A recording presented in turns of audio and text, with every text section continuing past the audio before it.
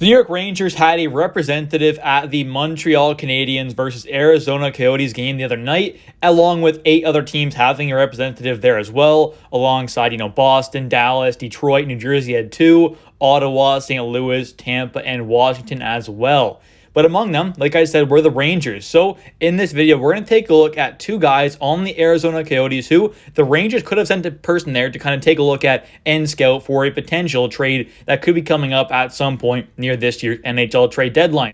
And 2 of the players the Rangers could have potentially been scouting and we're going to talk about in this video are both from the Coyotes here in Jason Zucker and Nick Bjugstad. But we're going to take a look here first at Jason Zucker, who's a pretty solid winger, can play either side, left wing or right wing, has experience at both, and has done both this season as well, which is obviously nice because the Rangers do need more of a kind of right winger at this point in the season, knowing obviously like Wheeler went down with that injury, so we do kind of have that spot open. But you obviously could also have a guy like Kakko who kind of stays up there on that top line, and you just kind of have a guy like Zucker who could be on that third line there. That also works. So I do think that it makes sense either way, whether you are trying to get Zucker as a kind of potential top 6 winger or a more kind of middle 6 winger. It works either way. He can fit in either scenario. Although he isn't like the best winger in the world and isn't necessarily a kind of top line talent, he still can fit alongside those kind of guys in the top 6. There's definitely a possibility there. And taking a look here at his contract, he does have a 1-year deal with a $5.3 million cap hit. He did sign this contract this past offseason, and it does make a lot of sense. Arizona's obviously a pretty terrible team. They're not having a good stretch here. They're really kind of going on a big losing streak right now. So it does make a lot of sense if they're going to be sellers. Being a guy like Zucker, who is in the last year of his deal, makes a ton of sense here. So they can retain half the money on him, obviously, so you're bringing that cap hit down to a $2.65 million cap hit at most. Maybe it's a little less they're retaining, but still, they can make it attainable for any contending team, really, to go out there and acquire a guy like Zucker, who can be a pretty solid kind of top 9 winger, which is definitely a thing that a lot of teams kind of need and definitely will be looking to acquire at the deadline. Taking a look here at what he's done offensively so far this season with the Coyotes, he has 48 games played, 8 goals, 15 assists, 23 points, and he does have 3 power play goals and 5 power play assists. So 8 of his 23 points are on the power play. Not the best overall numbers. I mean, he is getting, a decent amount of the points on that power play there, and, does only have 15 points in 48 games played at 5-on-5. So not the best numbers there, but he will be coming into a role playing with some more talented players, obviously, in Cryer and Zibanejad. So it's definitely possible that those numbers would go up. And Zucker last season had a pretty good year with the Pittsburgh Penguins, having 78 games played, 27 goals, 21 assists for 48 points, having 2 power play goals and 7 power play assists for 9 power play points out of 48 total points there. So you're looking at 39 even strength points there for Zucker in 78 games played. Those are very good numbers there. So I think Zucker is a guy who can definitely score and produce at 5-on-5, which is clearly a thing that the Rangers could definitely use more of. So throwing him up there alongside Zibanejad and Kreider, who are definitely have their struggles at times to produce at 5-on-5, could really help out a lot. And Zucker is also a guy who, he does have a bit of a physical side to him as well, which is definitely a nice thing. So he's not just some soft player out there. He's not going to be some great, overall kind of two-way forward, but he's not going to be a completely terrible defensive winger. And he's also going to be a pretty, somewhat physical player as well. Not too bad in that department either.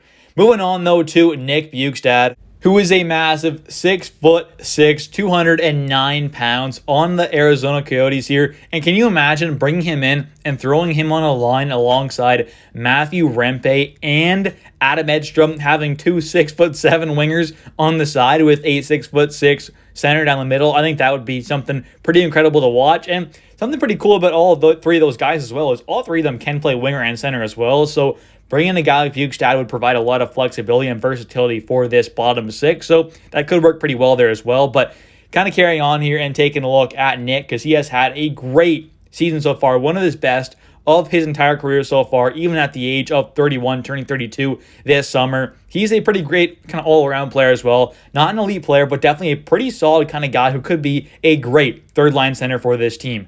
Taking a look, though, at what he's done offensively so far this season, he has 58 games played, 13 goals, 18 assists for 31 points. He's also a +4, and he does only have 2 power play goals and 3 power play assists. So he does have 26 of his 31 points not on the power play, which is definitely good to see. And he does have 1 shorthanded goal there. So really, he does only have 25 points at 5-on-5, but not too bad. They're having 26 out of his 31 points, not on the power play. He can definitely produce at a pretty good level at 5-on-5, which is obviously what you wanted to see. Taking a look here at his contract, Nick Bjugstad does have a cap hit of $2.1 million for not only this season, but one more year after this one as well. So having him for that extra season next season as well, I think is quite valuable at a cap hit of $2.1 million. With the cap going up, this contract will look pretty solid here.